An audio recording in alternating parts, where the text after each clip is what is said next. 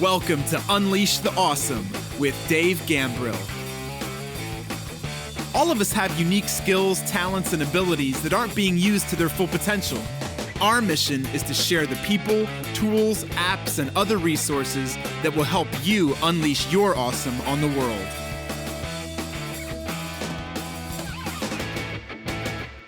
Yo, what's up? It's Dave. Welcome to another episode of Unleash the Awesome. Today, let's talk about why 100% is easy and 99% is hard. What the heck do I mean by that? Well, I heard one of my mentors, Jeff Walker from Product Launch Formula, a few years ago on stage talk about how 100% was easy and 99% was hard. And the example he gave from stage was he said, listen, if you say, I'm not going to eat chocolate, right? If you make the declarative statement, I am not going to eat chocolate. I'm not a chocolate eater. Then when you're presented with the opportunity to eat chocolate, if somebody says, hey, do you want some M&Ms? Then you just say, no, thank you. I'm not a chocolate eater. I don't eat chocolate. Thank you. I appreciate it. However, if you say yes to that, you're like, well, it's just this one time. Yes, I'm at a party, right? If you have some kind of rationale or a excuse for why you might want to do it, then what tends to happen is you'll have that M&M. Well, I mean, you're not going to one M&M. Who eats one M&M? But you'll have a handful of M&Ms, and then maybe the next day you'll be presented with an opportunity to have some other chocolate. And you're like, well, I had the chocolate yesterday, so I can have it today, I guess. I mean, it's just 2 days. Who cares? Like, whatever. I'll get back on it, right? And then the reality is you all know how this works. You don't really hop back to it, right? Most people's discipline is not so that you snap back to it and go, no, I'm not eating any more chocolate. Right, so if you make the decision, hey, I don't eat chocolate, then you don't eat chocolate. It's a lot easier. Same thing can happen with, if you're on a diet and you say, I'm not going to eat sugar. I get it. It's hard to eliminate all sugar from your diet. But if you basically say, look, I'm not going to eat sugar, and you start looking at labels and you say, no, I'm not eating cake and cookies and ice cream and whatever, or I'm reducing my carb intake, whatever the case may be, and you look at labels, okay, maybe a gram of sugar sneaks in because, it's hard to eliminate, like things like ketchup, right? It'll sneak in somewhere like that. And so maybe there's a gram here or there. But like if you say, like, here's what I'm doing, here's the standard that I have, and here's what I will meet, right? And then you meet that. You make that decision once, and it's easy to stick to. But if you start saying, well, it's my birthday coming up, so I'm going to have a piece of cake and whatever, then it's just so much harder to get back on. And it reminds me of this quote from Peter Drucker, who has written a ton of really good books on management, including The Effective Executive. But Peter Drucker said something along the lines of, why make 100 decisions when one decision will do?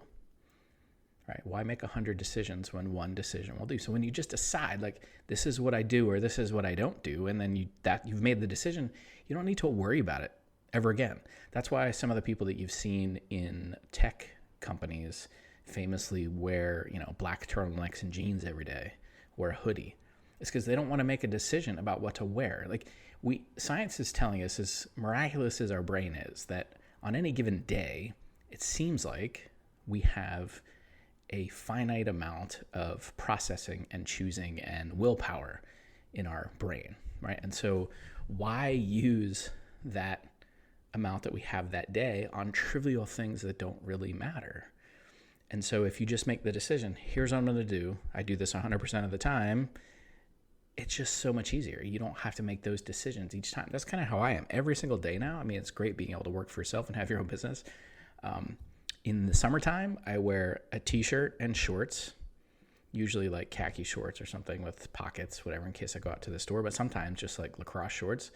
And in the wintertime, it's jeans and a hoodie with a t-shirt. That's pretty much it. That's what I wear. That's my uniform. So I don't have to get dressed up. I don't have to think about it. I don't have fancy clothes. Like, I'm not into that. So I don't have to worry about it. I've just made the decision. That's what I'm going to do. That's how I'm going to show up. And, unless I'm going to a wedding or a funeral, I'm probably wearing those things. That's like just how I show up. I don't need to meet certain fashion standards or whatever. I don't care about that stuff. And so think about like what it is you're doing in your life, in your business, in your world, and how you can put this into play for you, because I think there's a lot of opportunities. One of the biggest ones has to do with diet and exercise. All right. So if you want to reduce body fat, lose weight, whatever the case may be. One of the things that I've found super successful people will do in that space is they basically eat the same thing every single day for at least 2 meals. So it's like they have the same exact breakfast and the same exact lunch, and then over a long period of time, like weeks or months, and then maybe they have some variety around dinner time, because usually that's a shared meal a little more often than some of those other ones. And so they might have some variety there, but they do have usually a rule around whether it's carb reduction or whatever, or they're counting calories, or like Weight Watchers has points. Like they usually have, or what's the other one? Whole30, right? There's some rules about certain things. Like they have some rules and they follow, but generally for the meals where they're not sharing with anybody else, they eat or do or consume the same things every single day, right? So success is usually really boring. Like if you want to have success, the routines and the things that you set up are usually super boring and mundane and very routine, because it's just simple and you don't have to decide. Like, so every single day, if you wake up and you say like, I eat 1 banana and 1 slice of whole wheat toast with 2 tablespoons of peanut butter on it. Like, I'm not recommending that that's what you eat. I don't know what your diet is, but if that's what you decide, then every single day you don't have to worry about it. You don't have to wake up and be like, am I going to eat cereal today? I'm going to eat oatmeal today? No. I'm going to have 1 banana and I have 1 slice of whole wheat toast with 2 tablespoons of chunky, no sugar added natural peanut butter. That's it. That's all you do. So when you go to the store, right, you see how this has a compound effect. When you go to the store, then you know what you need to shop for. You don't need to think about, do I need to get waffles or oatmeal or whatever? I mean, if you have other family members, obviously you need to take that into consideration, but you see how then this just compounds on itself. You go to the store, you're like, well, I need a loaf of bread, I need some bananas, and I need some natural chunky peanut butter. That's it. You make that decision and you stick to it. You make the decision you're going to drink a gallon of water each day, right? There's this popular thing going on right now, this 75 hard. It's, you exercise twice a day for at least 45 minutes. One of them has to be outside. You consume a gallon of water each day. You stick to whatever the diet is. You could choose it, but you have to stick to some diet routine, and you have to read at least 10 pages of a book. I don't think I left any of those out. 10 pages of a nonfiction book. And you do it for 75 days. And the people that do it are super successful because the decisions have been made for you. Every single day you get up and you go, wow, okay, I got to go exercise outside. So you walk for 45 minutes or run or whatever it is you can do, ride a bike, hike. I tend to go on a ruck, right? It's basically like walking or hiking with a backpack with weight in it.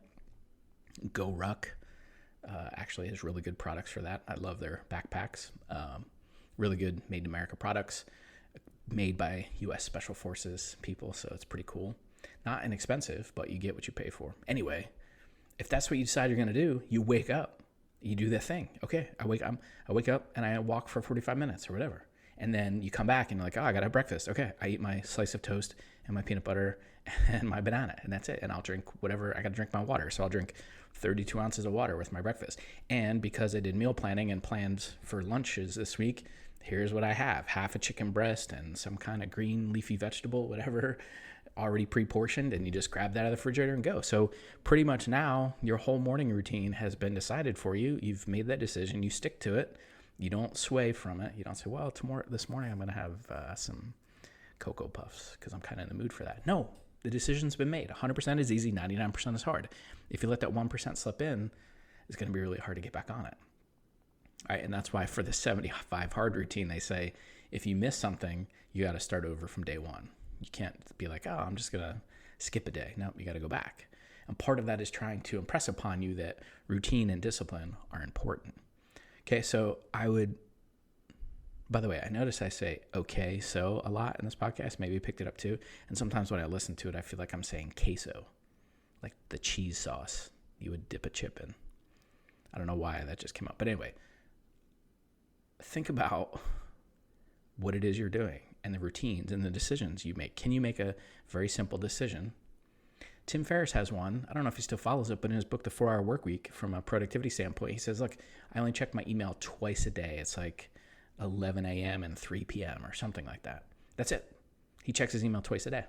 That way he doesn't take out his phone and go check it. Like, that's what he does. And he sends an automatic message to people. Hey, I only check my email twice a day. If you have my cell phone number and it's urgent, ping me and let me know. That's it. That way he's not in his inbox all day, right? That's a rule he set.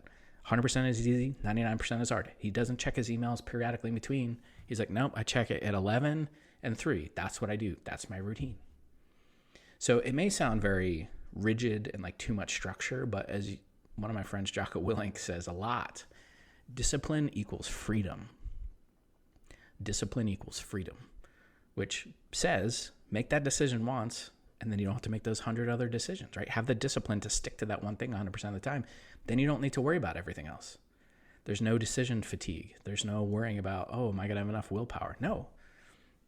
I don't drink alcohol. Somebody offers you a drink. No, thank you. Do you have water? Right. The decision, there's 2 decisions there that came into play. One, if you say, I don't drink alcohol, and 2, I'm on this 75 hard, I need to drink a gallon of water each day. Somebody offers you a beer. You say, no, thank you. Right? Because I don't drink. That decision has been made. And you say, but if you have some water, that would be lovely, because that decision has also been made. I need to consume more water. And so you see how this thing can just spill over. So think about what it is you do each day. Maybe for a week, write down some of the stuff you do, some of your routines, some of the stuff that's going on. And so you can go back and look at it and be like, wait a second, like I did multiple things for this one deal. If I could just make a decision here or just say I'm going to do this one thing, then you don't have to make those decisions all the time. It'll take a little bit of time to do this audit up front. It'll take a little bit of work to think about this stuff. But trust me, because I've been doing this in my life for years now, if you could make the decision, then it's done. You don't have to make the decision again. And then when you're confronted with having to, quote, make a choice, the choice has been made for you. I don't do that, or yes, I do that, or yes, thank you, or no, thank you. You don't have to worry about it, right? You don't have to worry about getting judged for it or whatever. You just, no, I don't do this, or I do this, or I prefer this over that. That's it. Okay. All right. So I hope that served you. Put this into play in your life. I know it will help you do what the purpose of this podcast is, which is help you unleash your awesome, because it will help you take some of the mundane and the routine things and just already have those be decided for you and automated if possible each day.